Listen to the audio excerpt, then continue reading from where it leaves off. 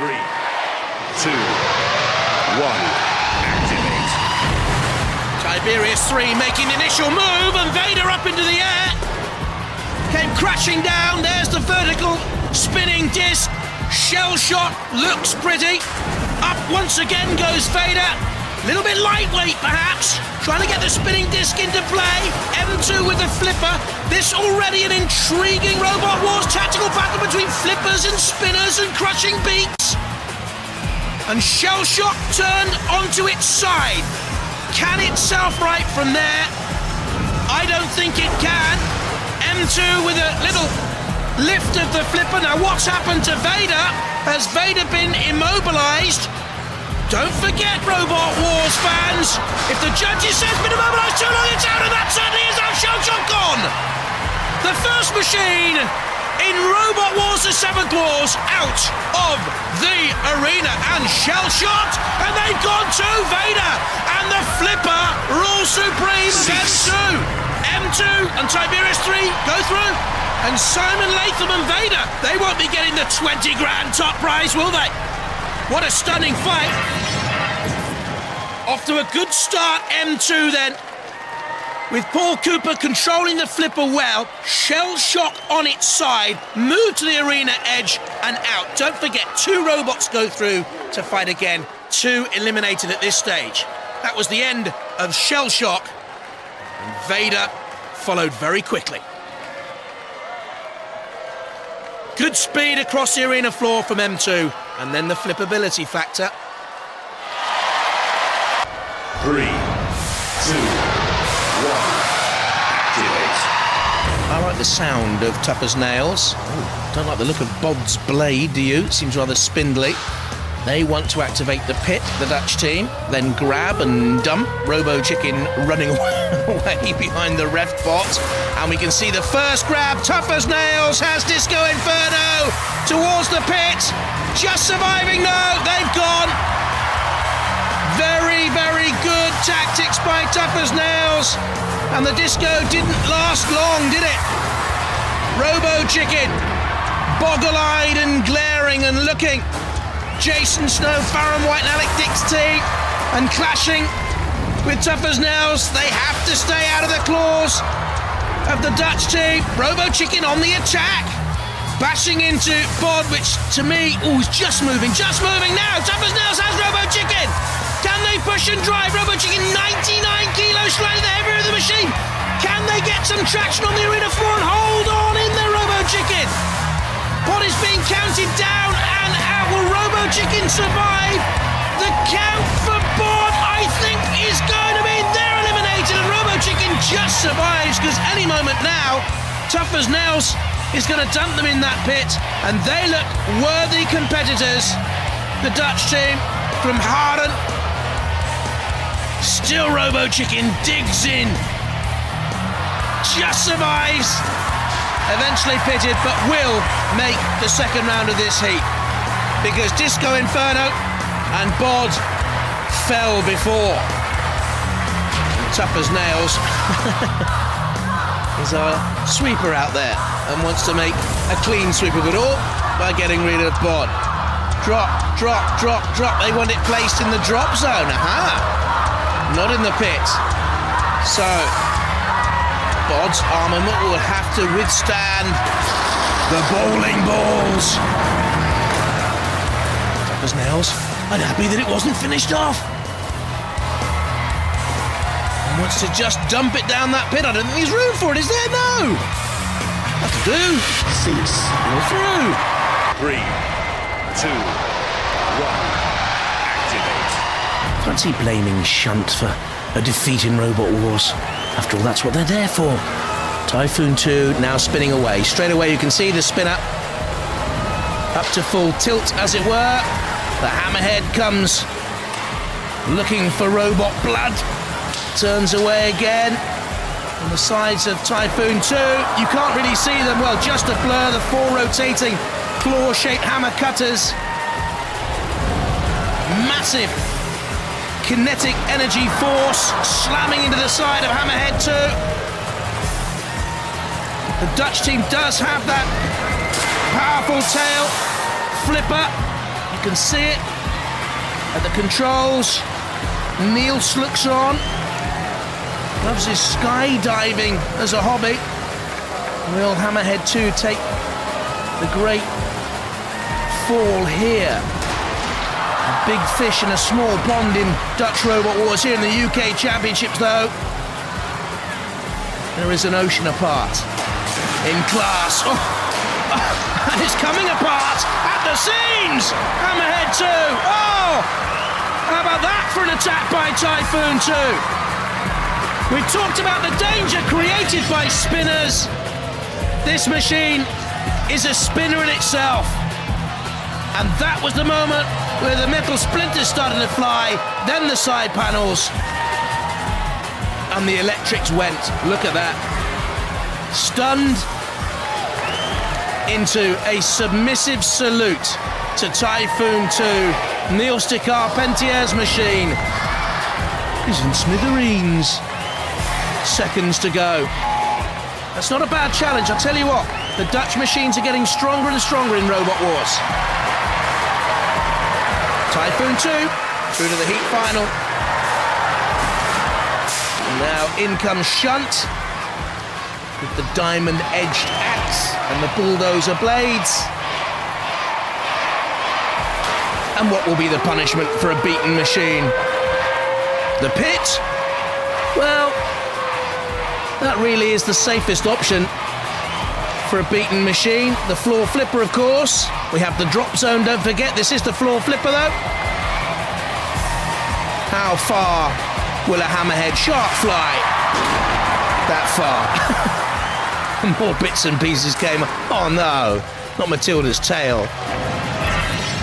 Let's see how it flies first. At what, 6-7 meters? And then in comes Matilda with the spinning flywheel tail. Oh, and now the drop zone as well! How cruel! How merciless! How delicious! How joyous for us all! Time to derail any hopes they ever had of rebuilding this with some railway track!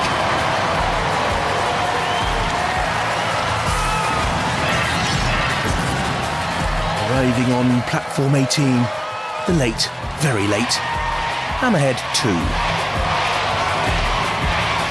And a little nudge from Matilda, all that is now necessary to send it back to the land of dikes and windmills. Hammerhead 2 from Delft. 3, 2, 1. We have flights of fancy. We have a terrific heat final. Smithy needs to dodge, turn, run. Draw Atomic towards the pit, towards the house robots. This is how grave I feel for the seeded machine. You can see why. Atomic flipping. But don't forget, Smithy is invertible. You can run both ways up.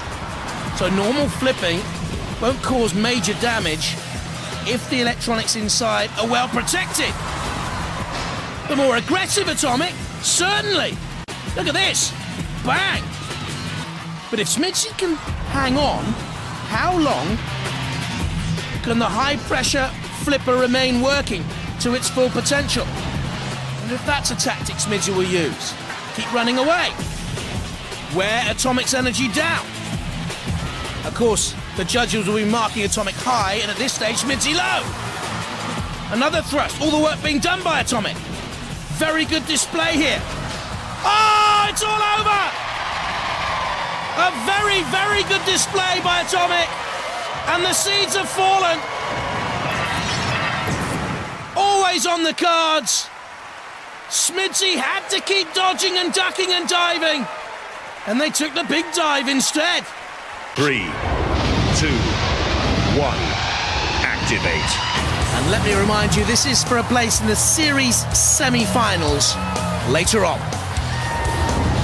The Grim Reaper. Simon at the controls. Just a little push from Big Nipper.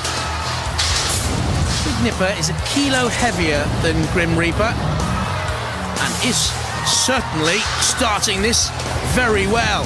The underdogs, as I mentioned before, No one really has noticed them getting through to this stage. It's a very well-built machine. It needs to get out of the CPZ. A rattling good display so far from both these machines. The Grim Reaper team looks on. So do the Big Nipper boys. Cassius Crow dancing about in the CPZ. The ref bot comes in and has a look. An attempt by the flipper of the Grim Reaper. And Big Nipper gets its claws to work and they're gripped onto each other. The Big Nipper holding onto the arena's side wall. Like a wrestler holding onto the ropes, trying to get away from trouble. Get some sort of relief. No relief there. Slammed. Invertible can run both ways up. Together they meet again. The Grim Reaper can't get any effect out of that flipper that can hoist easily the 100 kilos of Big Nipper. At the range of Sergeant Bash's flamethrower to the other side, the other corner of the arena. And the Big Nipper slowly and surely has put the Grim Reaper up on its end. They can self-right using the flipper. They're clawed by Sergeant Bash and drawn out into the centre of the arena. But away they turn and get up to 12 miles an hour, the Grim Reaper. Quick turning though. 0 centimetre turning circle. Can spin, in other words. Pensive. Dogged. Wasteful. Big Nipper, I think, is on top. Not physically. Cease. But I think they ended in the ascendancy, judges. What do you think? 2, 1. Again, very even this. You've got that spinning heavy drum on Revenge of Trouble and Strife. And you've got the flipper of Raging Nightmare, this time working. Revenge of Trouble and Strife can self-right using its flipping arm as a self-right and turns Raging Nightmare over. And Raging Nightmare flips itself back right way up. That's 3 or 4 flips though from the Nightmare team, and they are limited to 30 launches because of the amount of CO2 on board. So you can count along as we watch. There's another one, look. Now they'll have to self-right. This is all music to the ears of Revenge of Trouble and Strife.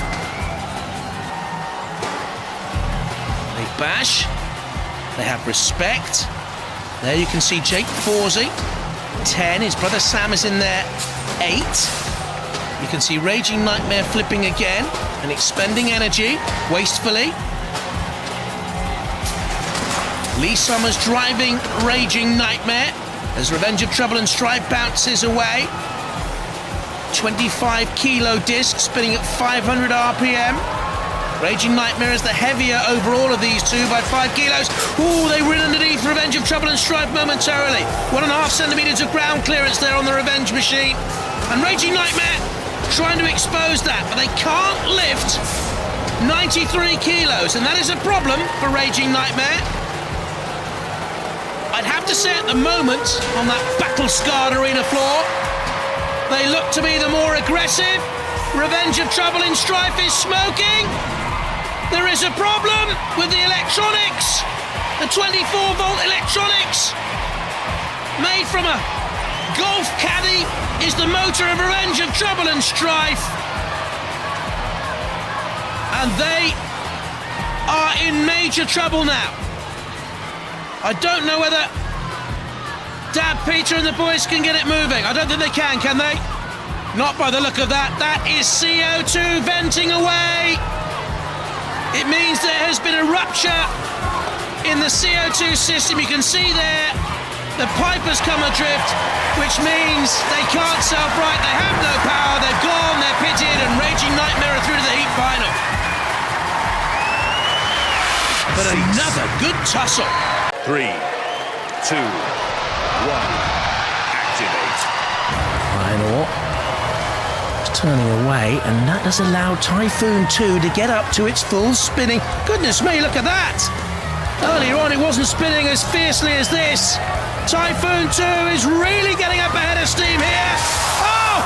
Iron ore bashed away, crashed away, still moving. Electronics still still activated. Two 800-watt motors on board Iron Ore. Typhoon 2 slams and spins away. It's moving in a blur. Up to 18 miles an hour across the arena floor. Iron Ore, dizzy. What can they do here?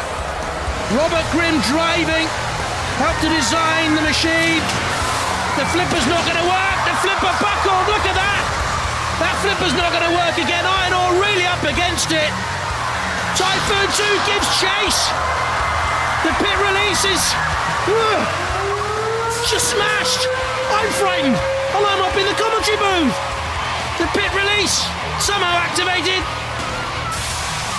Iron Ore, look at that. Buckled wide open. Typhoon 2 thankfully slowing. See how quickly it takes it to get up to a full head of steam again, shall we? I'm impressed, very impressed. He's worried, very worried. And you would be, wouldn't you? Yeah, already spinning. You can't see the words, Typhoon 2, they're lost in a blur. Iron Ore, get down that pit. Save yourself. Typhoon 2 comes in again. And in this Robot Wars dogfight, Iron Ore, you have bandits at, where are they? 4 or 5 o'clock high. There's Sergeant Graham Horn, 17 years of age, looking on. As Iron Ore has slowed to a halt, and Typhoon 2 are not coming in for the kill here. This is interesting. They know they've done their job. They're conserving energy. They are being sporting about it all and leaving the ref bot to do the maths. That was massively impressive. Watch out for Typhoon 2 in the series semi-finals, because they are through. Awesome it was, but not from Iron Ore. Sir Killalot tinkers. We have a tailor-made pit. Iron Ore, a Robot Wars soldier. It is not a sailor that goes through. The Edinburgh Air Cadets are in the series semi-final. And they were cooking on gas. Cease. Iron Ore withstood.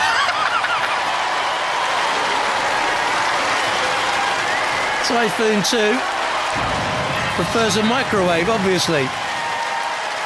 Down came the cooker. 3 to get the RAF into line. Activate.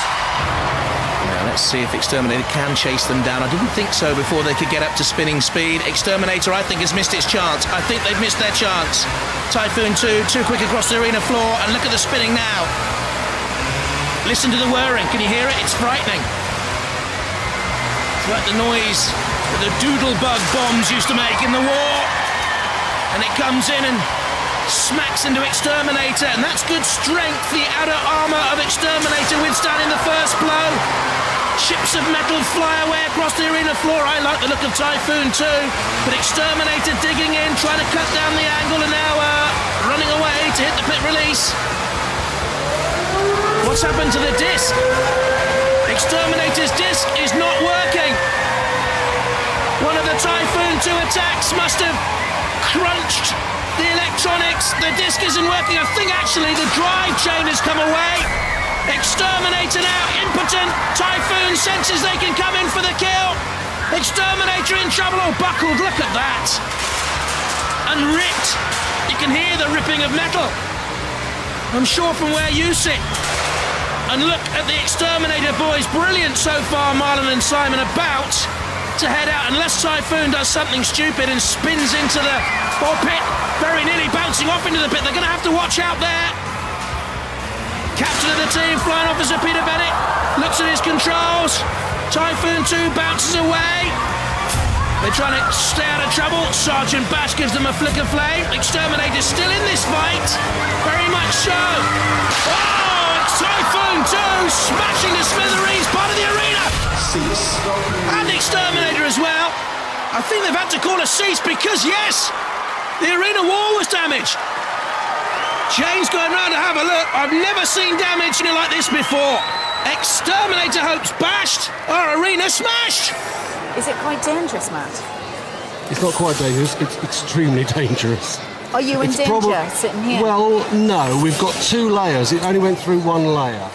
That layer it went through, they're both the same thickness, but remember we've got the whole of the cage, the box, which has got the other layer plus all the supports of it. I wouldn't be sitting here otherwise. I have to say, with all the robots we've had, this is potentially the most dangerous.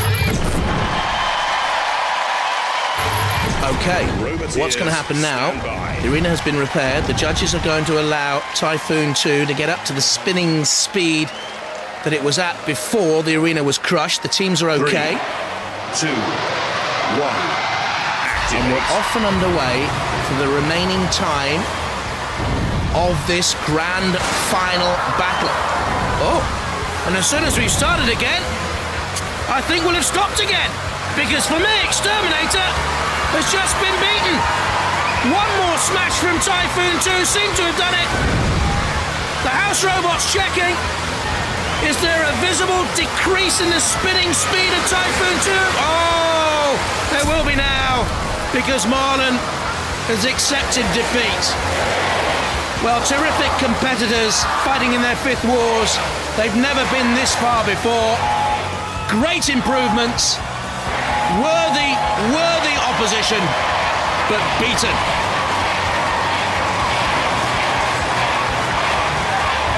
And now, of course, oh, that's nice, down in the pit, save it any more severe damage. It's had enough, hasn't it?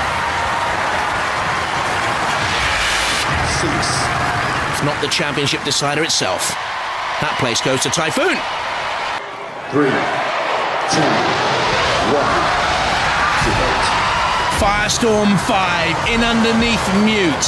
Mute with 0.6 centimetres of ground clearance. 96 kilos is the heavier, would you believe it? Firestorm 5 relentless, pressurising. Mute hopping away. Expending CO2 all the while here. A little bit of inexperience showing perhaps. Oh, it looks dramatic. It looks lovely, doesn't it? Yeah, Fred Astaire will be proud. But Fred Astaire will be beaten by Firestorm 5, I would guess. And Firestorm 5 away and across the arena floor. And I think Mute was knocked into unconsciousness, but it's knocked out of the arena anyway. Inexperience show for me. Cease. Too tight to the arena sidewall. They daren't try and self-right. Not from there. They'd have hopped out themselves. And Firestorm, the coup de grace. 3, 2, 1. 13 black, top left of the picture, must be favourite for this opening battle. The Herbinator gets a first slam in Robot Wars. New to the war zone, an impressive shove by the alien, spinning again, trying to get underneath the Herbinator. High ground clearance, that was always going to be vulnerable. The alien's hammer winding itself up. 13 black dodging a little bit of trouble from Lightning, which looks impressive early on. Scuttling across the arena floor with great effect. 13 black, unlucky for some. Not unlucky for the alien, which just withstood that barrage. Ooh, is 13 black smoking? The Refbot checking Herbinator. I think their short life in Robot Wars is about to cease. An X-robot. Refbot out there checking on 13 black. But the Herbinator is no more, I'm sure. There goes the count. A flipper flick will not keep you in Robot Wars, Herbinator. The idea is to move around, fight, rumble. The pit release button has been activated. They're trying to self-right, you see, with the flipper, but they're flipping thin air. Oh, goodness me, 13 black nearly went down the pit. What were they doing there, dawdling? That was poor driving from a very experienced 13 black team. This is the 4th time they've fought in Robot Wars, and they're in trouble. They have not fought a good fight. We know the Herbinator is out. And now the Refbot was checking there on the alien. A very close look. Yes, the hammer is spinning slower and slower. There's no forward movement, though, from the 100-watt drive motors. And 13 black is in trouble. The question, did the alien cease moving before 13 black? I think it did. The Herbinator is now moving slowly, but it's too late for that. What a shame for the alien, because early on in the battle, I believe they were causing some trouble. and they got bashed in the end. From the floor flipper. Good forward somersault. And now, of course, once a robot is deactivated, has come to an end, we can play the drop zone. And once again, we've seen it before, the massive power of the boy. Cease his call. A genuine ocean boy. Massive weight. And the alien's armament withstood it. Fair play. 2, 1. And this for a place, don't forget, in the heat second round, 2 robots go through. Dan Tom Kier, I think, is the most impressive we've had so far in this series, and Hasek's Hog 2 obviously agrees, because that was a mighty shove from Dan Tom Kier in underneath at speed. The stabilising ears, yeah right, had no effect, and the Hog is overturned. Dan Tom Kier with a little push here as well on the back of Rick, and we have roast pork again, and we have a little flick for Rick, and teetering and tottering, and down it came again. But already Dan Tom Kier, worthy seeds it would seem, and on the trail of Rick once more. We know the Hog has gone. It didn't last the whole Hog, did it? Now Dan Tom Kier's trying to rough up King B Powerworks. Counted down and out. Hasek's Hog 2. Yeah, suey, suey, suey. Giving it a right old chewy, chewy, chewy. And so too King B Powerworks. Dan Tom Kier is roughing them all up. This is a very, very good overall display from the seated robot. Plenty of power and thrust, control, good weaponry. King B isn't a bad machine either. Was a semi-finalist way back in Robot Wars 2. Oh, a clutch from Mr. Psycho. It's a case now, of course, you see, for Dan Tom Kier to cause as much damage for later on in this programme. Look good, the Hog. Great design. But the comic capers end in tears.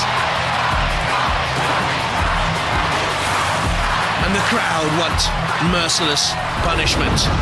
Oh, here, you got a few problems. Go on, Psycho, go on, go on. Psycho thinking about getting up to full speed, top speed. It's taken a couple of days to make that decision. Back he goes, Dan Tom Kier meanwhile. That was speedy. Dan Tom Kier got overturned, but look how swiftly it's self-righted. But they switched off there momentarily in concentration. Back to the sty. Young Hasek's Hog. The pit release activated. Oh, Rick slammed. Dan Tom Kier and King B together, almost like a tag team on poor old Rick. Oh, a slam. That is so heavy. Look at the damage caused to Rick. Has to go to the judges though. 2, 1. Activate. You really wouldn't want to be the meat in a sandwich made by those two house robots, or you wouldn't want to drive straight into the clutches of Tough as Nails, and that is exactly what Storm 2 has done. But is it a worthy tactic? Hang on a minute, we'll go straight in there and we'll push Tough as Nails around the arena floor. And that's what Storm 2 is doing, using that 18 horsepower drive. Getting right to the heart of the matter, in underneath Tough as Nails, slamming it against the arena sidewall. Brilliant stuff here by the runners-up in Robot Wars, the 7th UK Championship. The tyre has come off Tough as Nails. They won't retire from the arena, they'll carry on fighting. Storm 2 again, quite happy to be in there. They know that Tough as Nails can't squeeze the life out of them, they proved that. Tough as Nails now trying to set Storm 2 up for one of the house robots, but no, the Storm is too strong. And they are blowing Tough as Nails across this arena floor. That is not Tough as Nails in reverse, that is Storm 2 with gale force power. Tough as nails traction now, of course. Minimalised because they've lost one of the tyres. They can't dig in. Surely it's a matter of time. Or will Tough as Nails just go back over that pit and let Storm 2 drop in? Tough as Nails, on the brink of oblivion. Just holding on and finally drop. Storm 2 backed away. Tough as Nails went. Very good driving by Ed Hoppett in that Storm 2 control pod. Thank you very much, tidying up. Cease. Doesn't she look gorgeous? 2, 1. Activate. Perhaps I've been doing the job too long. Tough as nails into the arena. Taking on Scraptosaur. Now there is a form line here. Scraptosaur actually beat Gravity in the Dutch Robot Wars, but goes out of the World Championship Eliminator straight away. Scraptosaur gone, leaving Gravity and Tough as Nails to fight on. Both, let me remind you, winners of heats thus far in the UK 7th Wars through to the series semi-finals. This for a place in the World Championship. Gravity ducking behind the ref bot, no wonder. Tough as Nails, I think, are dark horses for the UK title. I really do. Trying to nip Gravity in the butt and then flying up and over. Ho-ho-ho! That was splendid and theatrical. Tough as Nails up and over. 98 kilos in weight, can get up to 13 miles an hour. The quicker but the lighter of the two, and now pushing Gravity towards the pit. They go down, and Tough as Nails, despite Gravity's efforts to get out of the pit, are through to the World Championships. 3, 2, 1. Activate. And we have a place waiting in the heat final. The winners here. Straight onto the side of Dan Tom Keir. Very strong armament though, Dan Tom Keir has. And good pace and good power. And Scorpion upended. Momentarily the blade has stopped spinning. And Scorpion very nearly had stopped having any interest in the 20 grand top prize. They were almost out of the arena. Dan Tom Keir has them very, very nearly beaten. Scorpion almost sort of wedged in there. You can see the spinning blade rotating. What I think they're trying to do is get traction on the arena side wall to bump them down. Shunt inadvertently has done so. Dan Tom Keir, now a little bit more cagey, a bit conservative in the approach. Good driving by Michael Lambert there. Shoving Scorpion again. Scorpion slightly the heavier, 1 kilo in it, 97 kilos to 96. What can Scorpion do? Jeff Smith, their captain and electrical specialist. By John Bell driving. Dan Tom Keir in underneath. Only a 10mm ground clearance from Scorpion, but it was enough for those front prongs of Dan Tom Keir. But Scorpion has come back into it now. Dan Tom Keir can lift and hoist. Scorpion can't get the blade to work effectively in the CPZ. Shunt can get the axe to cleave away those exposed tyres now, can it? They're out! Scorpion gone! Cease. 3, 2, 1. Activate. Pussycat has been with Robot Wars since the very first day. Must be my favourite here on the right. Taking on Brutus Maximus, we're seeing Twister in action with that triangular spinning blade. Brutus Maximus in the middle looks ponderous. Pussycat quick, nippy, 14 mile an hour top speeds. Haven't seen a lot of rhubarb until now. And it's in trouble from Brutus Maximus. Twister gets a slam from Pussycat. Pussycat there, as we see Rhubarb in a little bit of trouble, but Pussycat has all the weight and weaponry for me, and something flew off there. Now, where did that come from? Brutus Maximus, I think. Twister again gets a slam. Don't like the weak armament on Twister. Brutus Maximus looks heavy out there at 99 kilos. It's not actually, it's the joint lightest in this heat. Something's come off again. Now, where's that come from? think Brutus Maximus here is losing pieces, as we were told it might, as the battle is waged. It is littering the war zone arena. The house robots will not like that. They do not like cleaning up after them. Thank you very much. Pussycat in there in the middle with Twister. And Rhubarb gets that effective flipper to work. There's nuts and bolts and chains and goodness knows what out there at the moment. Look at it. Another piece comes off. Flapping away there. There's the pit release button. Depressed, smashed up. Well, it's that sort of a battle, isn't it? Down goes the pit. Rhubarb tries a little flick of Brutus Maximus. The Brute tamed, and I think will be one of the two to fall from this battle. To survive, of course. There goes Brutus once again. I think Rhubarb has looked fairly impressive, don't you? It has been at the thick of the action all the while. So too is Pussycat, just taking on Twist, you'll see. A late flurry from Brutus Maximus, overturned once again. It is invertible, will run upside down, in other words. There has got itself into a little bit of a pickle. The corner patrol zone can be attacked in there from a house robot. The ref bot is out in the middle of the arena to make sure no machine is running amok. We're seeing there the young face of the Pussycat driver, 16-year-old Stuart Barnwell. 3 wheels on their wagon and they ain't rolling along, let's be honest. They need the cavalry. Burn that bot is the cry from the crowd. Poor old Brutus Maximus. There's the axe blade of Shunt. Be interesting to see who survives from the remaining 3, though.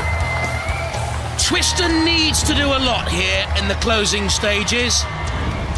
The end is nigh for Brutus Maximus. Meanwhile, the ref bot begins its count of doom.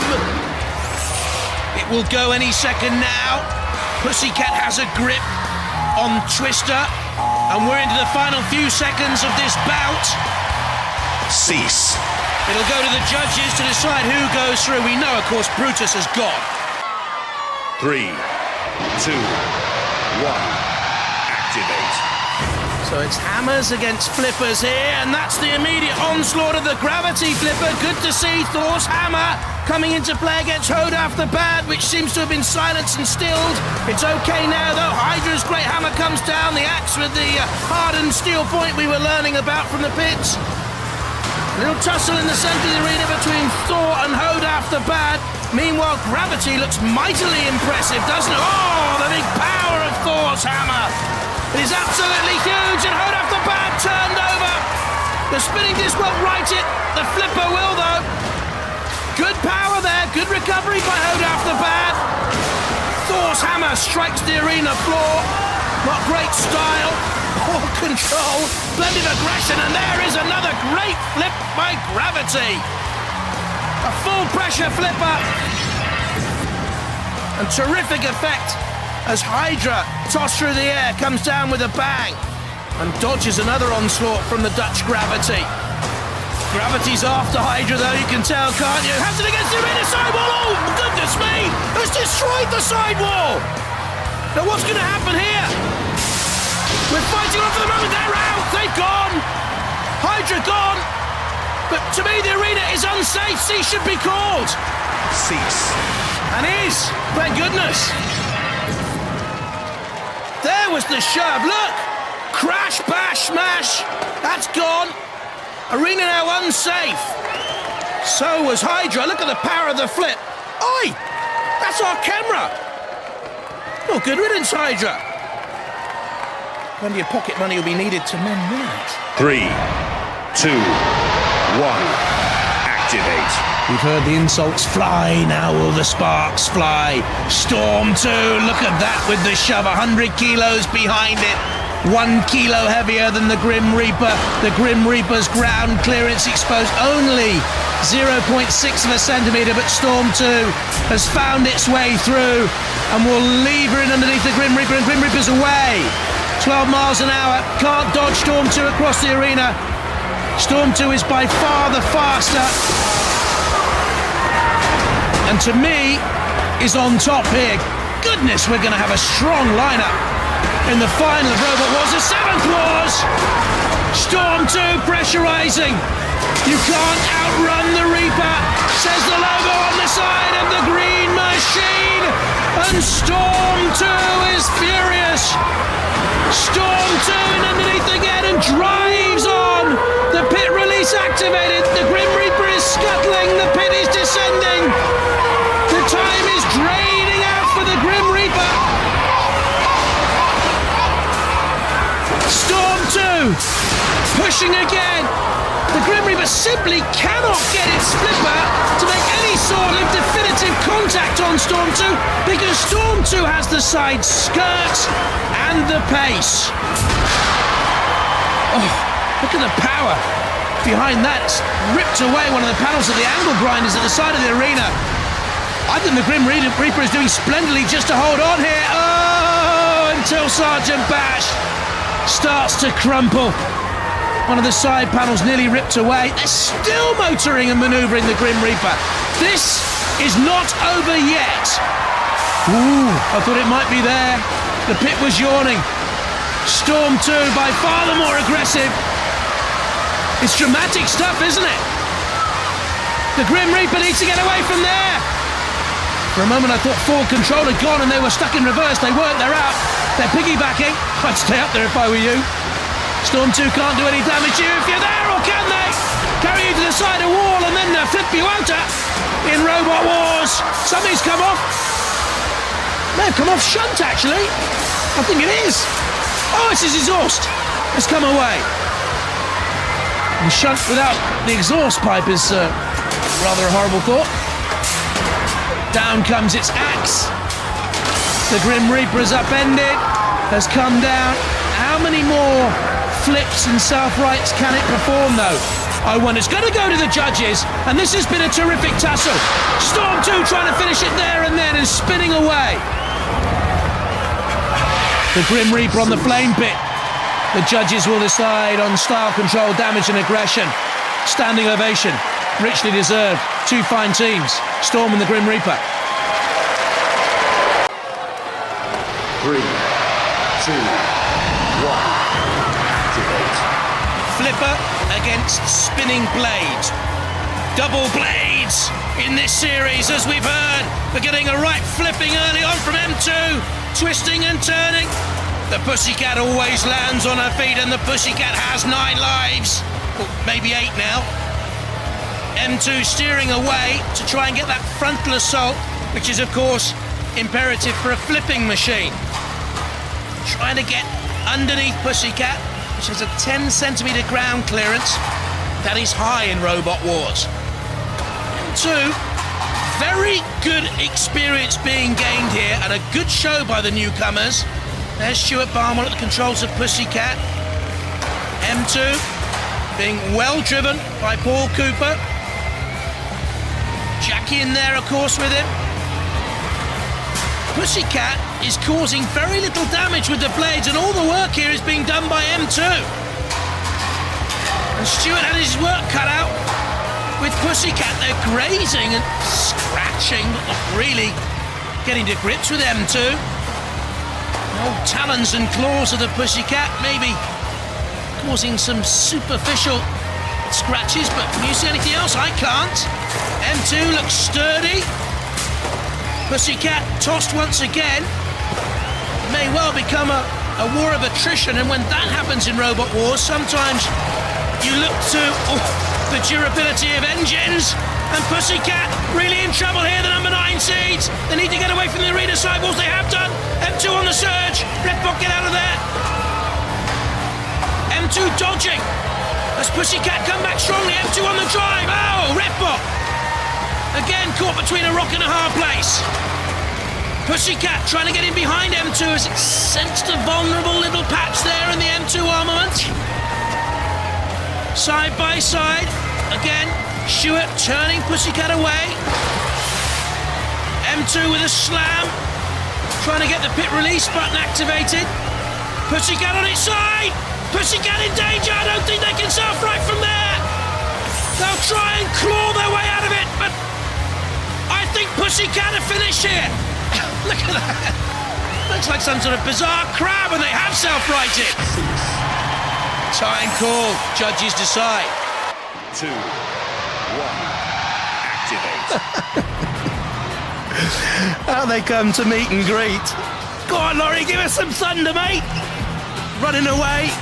More like a little light shower out there at the moment. Bashing Thor, though. Thor trundles and turns. Then comes the hammer. Bang! But I don't think they've got any battery problems at the moment, Thor. There we can see Lee and Jason Marston in the control pod. And Thor chasing at the moment. Oh, Lightning got very close then to Shunt. Down came the big axe blade of Shunt. Not too sure if it caused too much damage. Neither did that. Thor missing. Smoking a little bit as well. There's Laurie. He's a good competitor. We shouldn't laugh at him. Yes, we should. Oh, the alien's come on. The little toy alien. Well, we thought it was a little bit dodgy. And I wonder if it's going to get squished. Good push here by Lightning, driving onto Thor. I wonder if Thor needed to get this one early. The longer it goes on, for me, Lightning looks the stronger, tried to use its flipper. They're both in a CPZ danger zone. In comes Shunt, belatedly, a little bit slow to react. Sergeant Bash is in there as well. Give it a little lick of flame. Thor with the hammer blows. If this goes to the judges, I'll tell you what, it'll be tight. Because Thor looks the more impressive and the more aggressive, but I'm not too sure how many of those hammer blows are actually striking home against the Lightning team. That one grazed, that one did nothing. And Lightning is the more controlled of the robots for me. So Thor needs to really cause some damage now on that blue-coloured wedge-shaped machine with the chrome flashes and the stealthy shape. They're locked together as the pit descends, and Thor's hammer keeps ticking away. Pit, pit, pit, they cry. They're dangerously close. Is Lightning still moving? Thor's hammer is very slowly coming down and tapping. Look at the dents, the little holes there. I think Lightning's finished. He says no, almost in response, but they're not moving, are they, Refbot? Go and check. Oh, they are! Well. That was the old rope-a-drope Muhammad Ali trick. And now Lightning can push Thor down the pit and completely turns the battle on its head. Kidology from the Lightning team, and Thor is gone. Cease. Suddenly they tore away, came back on the attack, and a bolt of lightning and the thunder was silenced to Thor's hammer. Old favourite. 2, 1. Activate. The durable and experienced against the powerful, but perhaps the raw. That's how I'd see this one. And Tornado has the front bulldozer scoop on.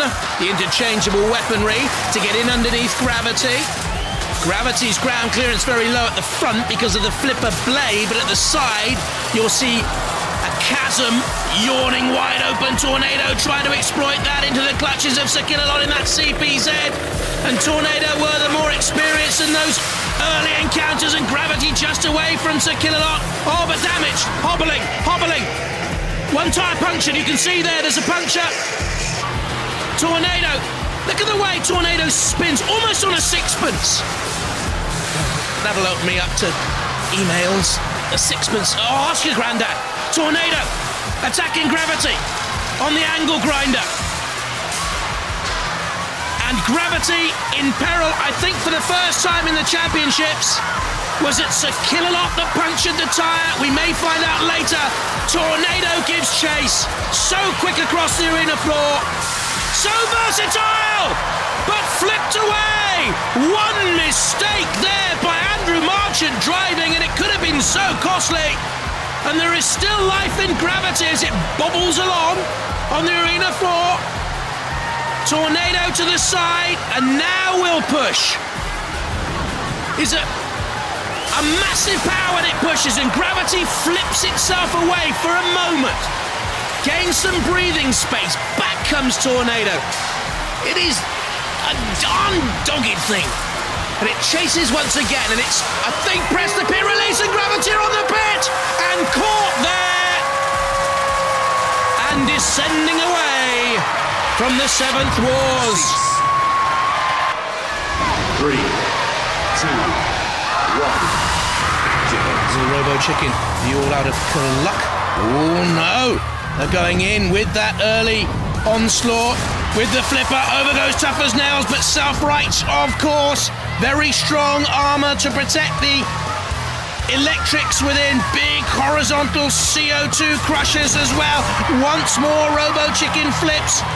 Will they, though, have left all their eggs in one basket by getting in too many flips early on to expend the energy? I wonder. Robo Chicken flies away on something of a wing and a prayer, some might say here. Tough as Nails, henpecked thus far. Robo Chicken with Mascot fighting bravely on. Again, look, tries to get that flipper underneath the side. The robot clearance 3 centimetres there to the arena floor, and that is vulnerable. That is the Achilles heel of Tough as Nails. And Robo Chicken, I think, is on top of this stage. Tough as Nails seems to have lost control and power in one of the wheels, has it? Robo Chicken here could be on the verge of a very famous victory. No, Tough as Nails is fully mobile again, skittering across the arena floor. Robo Chicken on the prowl. This is a very, very good final. Robo Chicken, if it has a wishbone in that body, it would be to flip Tough as Nails out of the arena, I'm sure, and try. How much energy is it expending here? Tough as Nails up against it. I thought it would all be over by now. This is brilliant stuff by Robo Chicken. They've been the best machine in this heat final for me, but they know they have to escape the clutches of the Dutch machine. They just did, and I think they were trying to draw Tough as Nails onto the pit. Oh no! Just away, just away. Well, he may be hung over, Farron White, but his driving skill there was sufficient to get him away from Tough as Nails. But are they pinned here? The angle grinder causing sparks. What damage to Robo Chicken? Robo Chicken away once again. There is, I think, no damage caused to Robo Chicken either by the angle grinder or the pincers of Tough as Nails. To me, I'll have to see a close-up again. There seems to be a hole in Robo Chicken. Shunt tried its luck. And the grimace on the face of the finalists, the heat finalists. This for a place in the series semi-finals. Robo Chicken, you could see the damage there, and I think they expended too much energy early on without managing to finish off Tough as Nails. Suddenly, the heat finalists turned, hasn't it? See the damage. It'll go to the judges, which I think is splendid. Oh, please go to the judges. Just survive Robo Chicken. They deserve that. Tough as Nails finishing, perhaps in the ascendancy, but oh, what a good final. And that's going to be very close because of all the work Robo Chicken did early on. 3, 2, 1. Storm 2 is the most impressive robot of its type since the emergence of Tornado. Might even be better than Tornado. Want to survive here, though, against the formidable flipper that is Firestorm 5. And for me, only a game of opinions, the best driver in the competition in Graham Bone. Backing away. Isn't that just like it? I say he's a good driver, he hits the arena sidewall. That's in underneath Storm 2, though. And the Storm 2 bounce, did something come away? I don't know whether you noticed that. Firestorm 5 again crashes against the arena wall as Hazel looks on. Design draftswoman by trade. Storm 2 behind Firestorm 5. That's interesting. In underneath. Pit was released. Down it goes. Firestorm 5 dangerous. This for a place in the grand final. Firestorm 5 have been there before twice.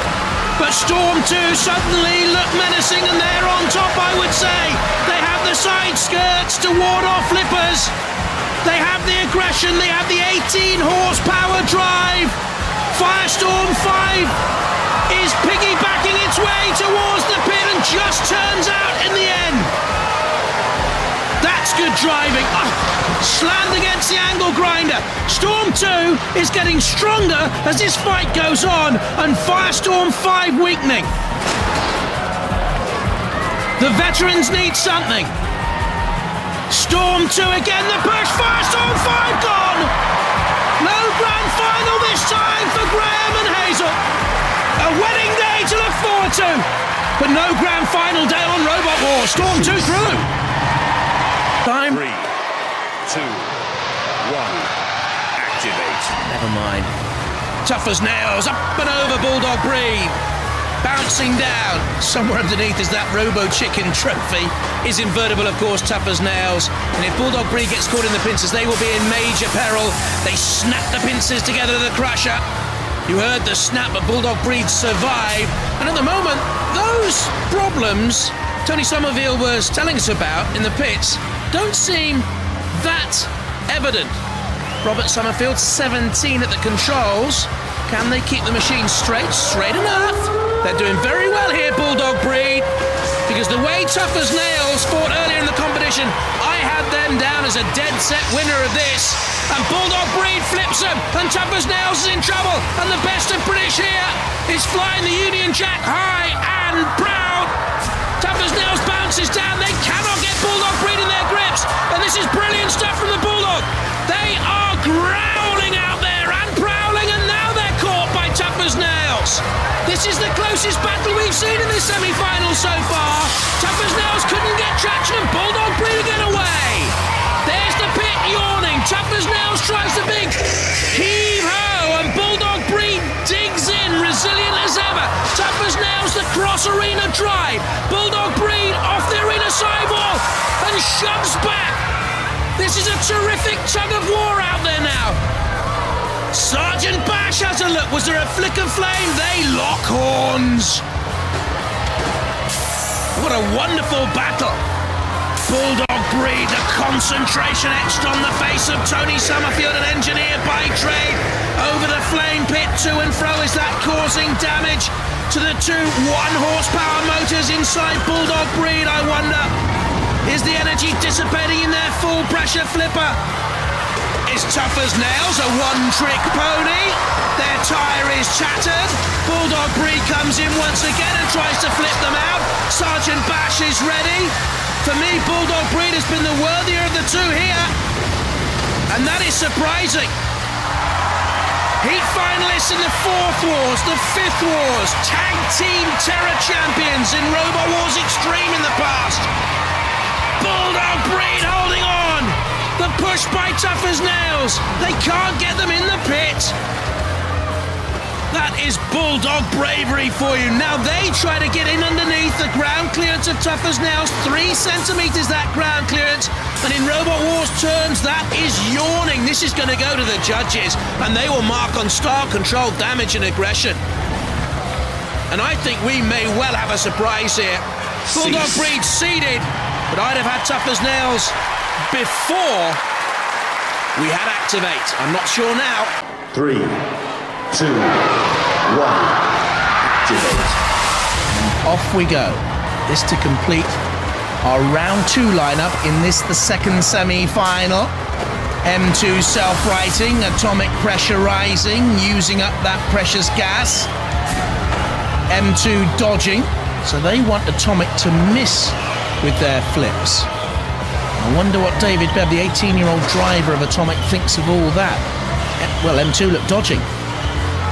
And they are playing cat and mouse. Come on, chase us, chase us. And Atomic cutting down the angles. M2 rolling, that's okay, they're barrel-shaped. Atomic is more of a bulldozer, isn't it? M2 has missed with the flipper. Oh! In underneath, roly-poly. And Atomic's flip nearly brought Atomic forward and toppling over there. 99 kilos Atomic.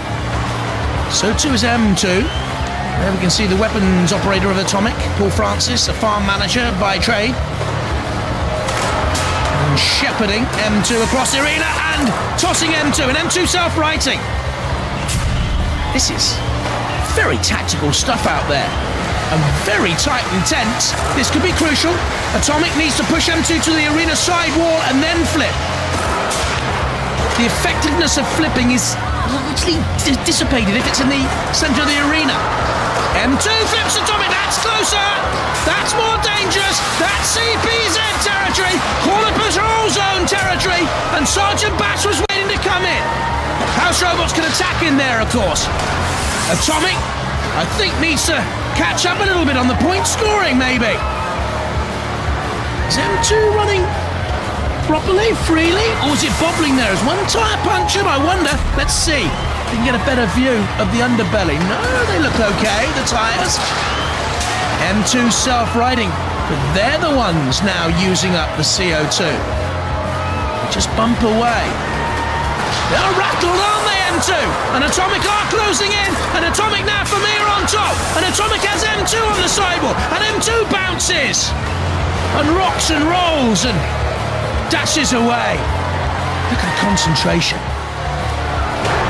Two machines from the second semi-final will reach the grand final. For the losers, instant oblivion. No one remembers a Robot Wars loser. M2 perilous. Atomic has them in there. Oh, they need to get their blade down. There, and now flip. That's it. M2 gone. Atomic waited the moment. Cease. And went for the final flip. They got them on the arena wall, positioned them, got in underneath. Oh, that's good stuff. Well done. 3, 2, 1. Activate. Two very similar machines.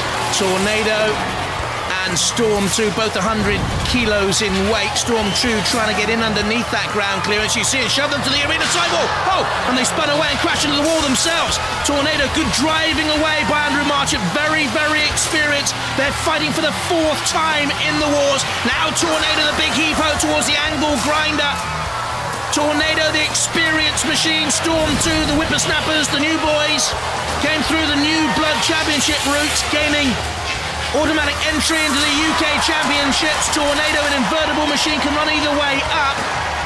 Can't get the front scoop in underneath Storm 2 in that mode, though.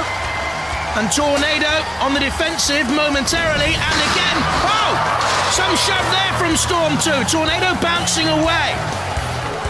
When you get two pushing boxes like this, it could come down to durability. Which machine can sustain most damage within? Not exposed damage, not superficial damage, but damage to the machinery, the electronics, from so much biffing and bashing. And Storm 2 doing the chasing. A Storm and a Tornado out there. And a battle that is blowing hot and cold for both. It's Storm 2, the aggressor there, but Tornado turning away, dodging, good driving once again, good style. Won't mind going up and over Storm 2 like that. It's not sustaining any damage, and Storm 2 not really point scoring to any great degree. That was a good attack though. Tornado bouncing away. They know they're in a battle here, the defending champions. Let's look at this again. Against the arena wall, fizzing away and bouncing down. Listen, can you hear the little flail? Tornado's little flail is not doing much damage. Storm 2 is though. The flail not doing any damage really for Tornado. And Storm 2 on top here. And the ref bot has pressed the pit release. And Tornado's been caught. Oh, just away. The champions were very nearly out. Tornado here, I think, on the brink of defeat at the penultimate hurdle of their title defence. I don't think we're going to see a repeat of Chaos 2's historic title defence as Storm 2 nags and gnaws away against the champions. It goes to a judge's decision. And they look at Ed Hoppett and Tim Benson, Merrill Kolak as their machine spins. Overtears, stand by. And they're taking on the House Robots. Growler. Cassius Chrome. There's Mr. Psycho. We have long memories and a long reach. 3, 2, 1. Activate. So you think you're tough enough? Tough enough to withstand Growler? There is nothing quicker across the arena floor than Growler. Gravity thinks he can take on our Dog of War.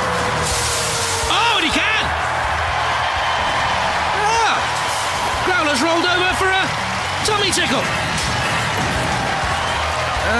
This is not going according to plan. Cassius Chrome watches on as Growler. Oh, bit off more than he can chew. Dear, oh dear. Cassius Chrome, let me tell you, he's not the brightest. Overturned by gravity. And in this House Robot rebellion, the House Robots are taking a tanking, and gravity once again takes on the RevBot. So basically, we need Mr. Psycho to do something, and Behemoth behind it. Mr. Psycho's in reverse and crumbling. But Behemoth, it's a puny little axe compared to Mr. Psycho's weaponry, but I'll tell you, if Behemoth can get in behind, they can lift Mr. Psycho up and over.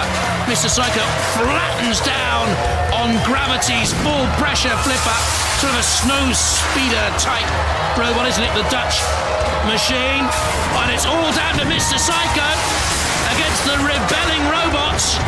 You can see Behemoth trying to lift Mr. Psycho up and over. Mr. Psycho's hammer comes down with the rhythm of a metronome. Decidedly more powerful. Cassius Chrome is now spinning up to full power to knock Behemoth towards the side wall. And I think the House Robots are just now beginning to get the grips, aren't they? With the rebellious duo. Cassius Chrome spinning again. Gravity, I think, has been stopped, silenced. Behemoth nagging away there like a little gnat at the back of Mr. Psycho, who turns. What on earth was that tickling me? He says, and the floor flipper. Oh yes, competing brave robots. We are not just about our House Robots that are mobile. Didn't we tell you we have the floor flipper, the angle grinders, the pit, the drop zone? Maybe we did forget to tell you. Take us on at your peril. Gravity stopped. Behemoth pushing Gravity towards Mr. Psycho to take the punishment, I think. Maybe to use it as some sort of a battering ram. They hinted at this in the pits, didn't they? Cassius Chrome comes in and separates the duo. I wonder if there is any life left in Gravity. Or Mr. Psycho, for that matter. You can see, sparking at the bottom, you can see Behemoth coming in and attacking Cassius Chrome. Who wins the House Robots Rebellion, judges? 3, 2, 1. Activate. Storm 2, starting bottom right of your picture, trundling away to try and take on Rhino. The newcomers with a little bit of a nudge and a push, nothing more than that. There's the drive, though. Can get up to top speed. Storm 2 at 23 miles an hour and slamming Rhino onto the arena sidewall. There's a little bash of Mayhem. Oh! Torn to shreds. Mayhem straight away. Turning into trouble. And one tyre ripped clean off. And Storm 2 under a little bit of pressure here from Rhino. Trying to get the horn in underneath Storm 2 and flick. But it's Rhino in peril. The Storm 2 drove it underneath. That's the end of Mayhem. Tyre off. Distressed. About to be retired, I think. Retired into oblivion. Rhino again, shoved by Storm 2 into the CPZ. That means he's Matilda's to play with. And look at that, the side of the arena itself buckling and torn away. The countdown to the end of Mayhem's dream. Splendid name, but I didn't think they'd be able to live up to it. And the one big shove. And they could never really get that 16 kilo, 2,000 RPM weaponry into action. Supernova, a similar machine in many ways, bigger, slightly heavier. In underneath Rhino. Rhino been lifted there by Storm 2. You've seen the Storm 2 team, Ed Hoppett and Tim Bentz in there. And that's the end of Mayhem. There's Sakilot. Oh, nuts and bolts and shards of metal coming off as Sakilot positioned it on the floor flipper. Oh, again, look at the power of the drive. Poor old Mayhem's getting terrible punishment out there. There's a track come off. Is that Kilolot? Yes, it is. Kilolot's track has come off. Mayhem thrust through the air, bounced out, nuts and bolts coming off, and then look at this, into Sir Kilolot, and that is when the damage was caused. Storm 2 driving Supernova into Kilowatt. Off came the track. We're seeing once again punishment for mayhem. A little tyre rolling across the arena in the distance there behind the mayhem team. They are relentless, the house robots. Terrifying. Now can the Rhino team survive? Oh, I don't think Supernova will. Storm 2 gets up a full head of steam, lifts and drives across the arena floor. And very few robots in this heat, let alone this battle. And I think in this series of Robot Wars will survive this machine, Storm 2, on what I've seen already. Supernova certainly didn't. They just slammed them into a wall. The blade is spinning, but there is no forward momentum. Supernova from the 1 horsepower, 750-watt motor, and the little pirouette from Storm 2. Rhino just about moving.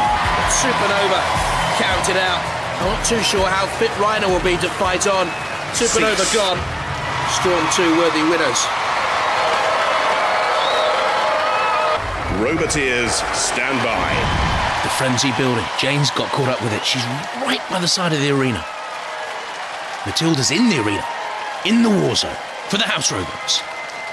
And completing our gruesome twosome is 3, Kilowatt. 2, 1, activate. This for the UK title, champions of the 7th Wars. Typhoon 2 allowed to get up to spinning speed and bouncing away, deflected away off Storm 2's front scoop, or maybe the side skirt.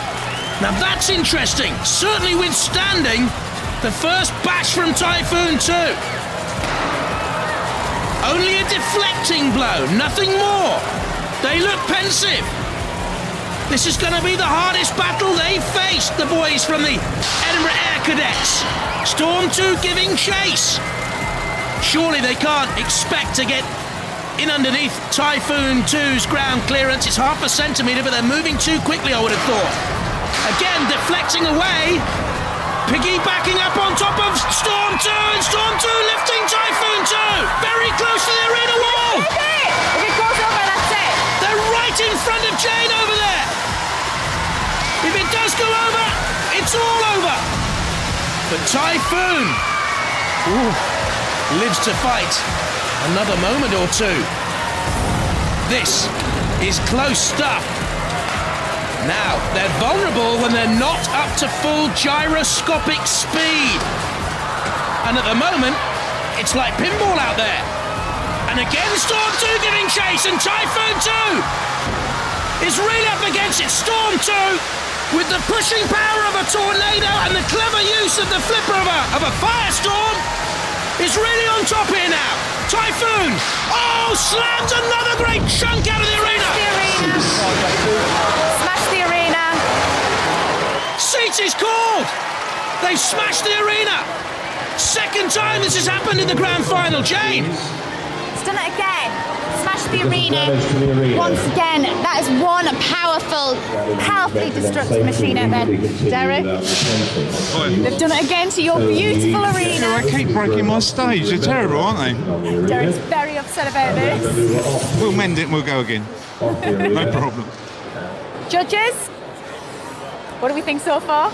Well, it's very even so far, isn't it? It's a real shame they've destroyed that sheet out there, but I don't think it's a huge problem. Perhaps Storm at the present moment is ever so slightly ahead, but it can go either way. We've got to see the damage, as Noel rightly says. It could go either way. It is just an amazingly explosive battle. As you can see, the arena's now in bits, but they're going to restart it very soon.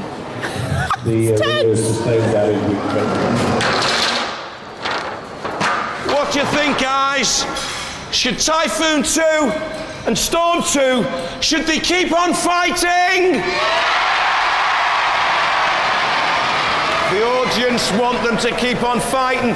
While they're deciding whether they're going to go back into the war zone, we're going to have to take a quick break. Come straight back here. This is a wicked grand final.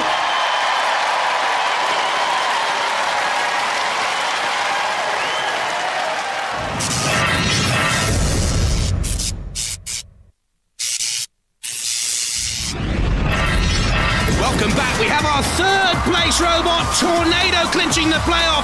But the grand final between Typhoon and Storm was halted at that point. Welcome back. Now, before the break, there was some major controversy here on Robot Wars during the grand final between Typhoon 2 and Storm 2. We had to stop it. Well, the arena has now been repaired. But what about the robots? Well, Craig, I can tell you, the two grand finalists are back in the war zone. Roboteers, stand by. Typhoon 2 and Storm 2. And the judges once again allowing the Typhoon 2 team to spin up the speed they were at before the cease was called. 3, 2, 1, activate. Storm 2 on top before the cease, according to the judges, and again pursuing Typhoon 2. Typhoon 2 takeoff, bounces down again. Matilda very close. Storm 2 pushing them into that CPZ and trying to lever them out of the arena. Storm 2 notching up points by the second here, and by my crude reckoning, ahead in this grand final. And the Edinburgh Air Cadets team look mighty, mighty worried. I think the way they reached this grand final would have had them as favourites. Oh, and just then, angling away off the pit, off a little chink maybe on the arena floor, but they're very close to the pit this side. The pit has opened. Typhoon 2, was that a turning point in the final as they just moved away at a curious angle from the pit? Storm 2's chase has slowed. Very curiously, I think that was a turning point as they literally turned right. And Typhoon 2 under pressure again from Storm 2. But is it just me, or is there as much menace about the Storm 2 push now? Perhaps there is. They got Typhoon 2 into the CP7, and in comes Matilda. And certainly the grand final favourites are up against it here. Storm 2 closing again. Typhoon 2 can't get up to spinning speed. Very, very level still though, and only seconds remain. Storm 2 away. Oh, what's happened to Storm 2? They've taken some damage on the front. Where on earth did that happen? That is major damage. Major damage to Storm 2. As the grand final turned again. What a twister this was. The judges will have to decide it. Look at the damage later on. I just wonder whether that will be decisive after all their hard work. Well, they are our three wise men. 3, 2, 1. Boy, I'm looking forward to this. Tsunami as X-terminator again gets off to a slow start. Tsunami by far the quicker machine. 30 mile an hour top speeds. X-terminator 9 miles an hour. Waiting to see if they can get the blade in, and they do! That's where they're slow to get away. Waiting for the spinning blade to get up to full speed before they can attack Jochen Wittmann's machine. Tsunami backing away, trying to expose the ground clearance of X-terminator. Only 1 centimetre ground clearance, but it was good enough.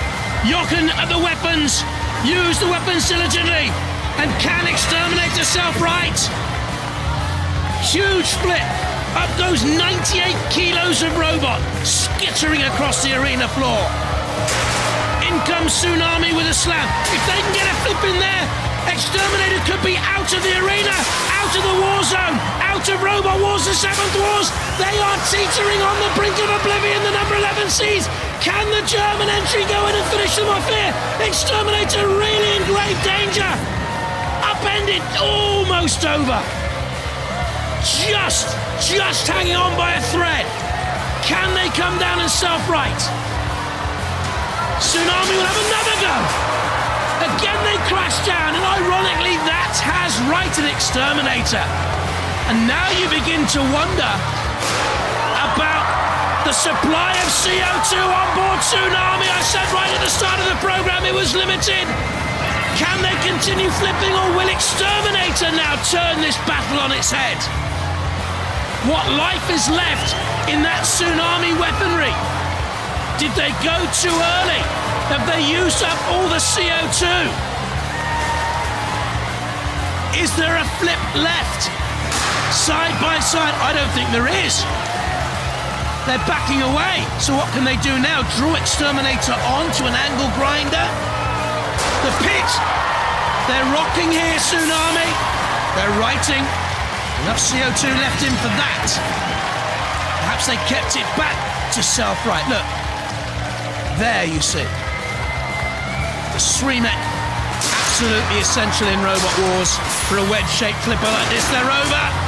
X-terminator closing in. And another bash. Another self-right. But I don't think that's a full pressure flipper any longer. And I think X-terminator are now on top. And now beginning to carve damage onto what has been a very good machine. On its side, Tsunami. And smoking. And breaking up. What a shame. What a good machine X-terminator is, though. Number 11 seeds. And hugely improved. I saw there just a flicker of flame. Sparks flying. The blade spinning.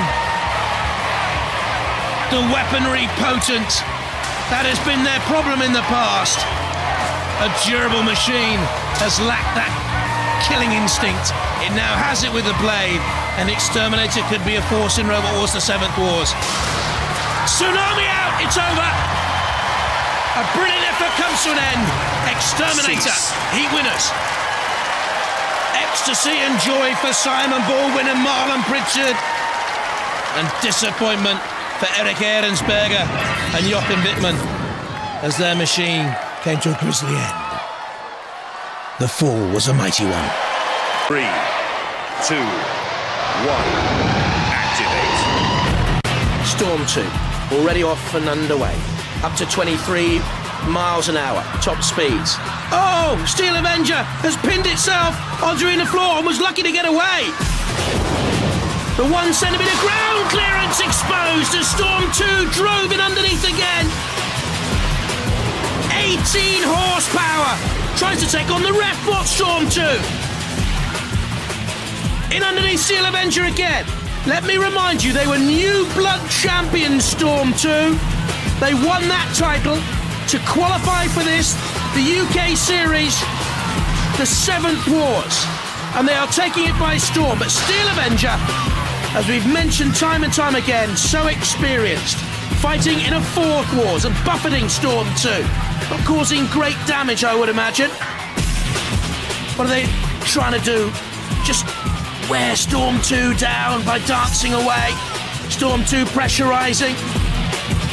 Steel Avenger running away. And again turning for safety in space. In the war zone. Pursue! Crumpled out! Gone! Storm 2, the heat winners, and through to the series semi-final. And a shake of the head by John Willoughby because he knew Steel Avenger, simply in the end, couldn't avoid defeat. Storm 2 picked it up, drove, and hammered it out. The power of the charge rippled the plexiglass that surrounds the Warzone arena. And the Storm 2 team delighted. Who needs a flipper when you've got a robot like that? Steel Avenger out of the arena. Storm 2, they go through to the series semi-final.